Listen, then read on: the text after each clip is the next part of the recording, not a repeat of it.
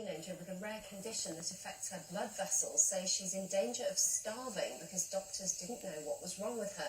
They say it's taken years to get a diagnosis, and 14-year-old Grace Jackson-Matthew from Tunbridge Wells hasn't been able to eat a solid meal for months. Her mother says she's in constant pain. Increasingly, she's bedbound, and it's been like torture for her. Grace is one of an estimated 3.5 million people in the UK that have a rare disease that's very difficult to diagnose.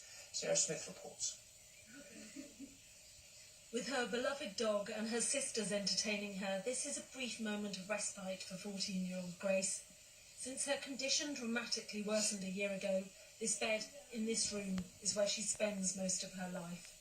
For a once outgoing and sociable girl, it's a miserable way to spend her teenage years. It means that when I eat, I'm in a lot of pain after I eat, and then I'm in a lot of pain after, and I feel constantly very sick. Grace has suffered abdominal pains for many years, but in the last 12 months the pain has increased significantly. She's gone downhill so much. I mean, every single month she's taking a step downwards. I mean, she can eat very, very little. We're talking about ice lollies, yogurt, and even those are debilitating pain. She's taking tramadol every 4 hours. She's now having difficulty in walking. Doctors have now diagnosed MALS, a condition which compresses her arteries, but for a long time the suspicion was she had an eating disorder. A campaign group for those struggling with rare diseases, of which there are 7,000 in the UK, says it's a common story.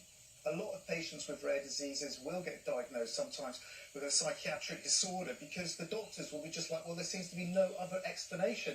And that's really a bit, that's not good enough because a lot of the times if they keep on digging, they will see that the symptoms do not really match a psychiatric disorder or otherwise. Now they have the diagnosis, the family is raising money to fund surgery at a clinic in Europe. Grace knows it's not in her mind. Doesn't take away the pain. And obviously we know how to try and get help, which obviously we're doing The best we can. I like to be going out with my friends and going back to school and basically doing everything they're doing, which I can't do now. The hope, if treatment is successful, she'll be able to do just that. Sarah Smith, BBC South East Today, Tunbridge Wells.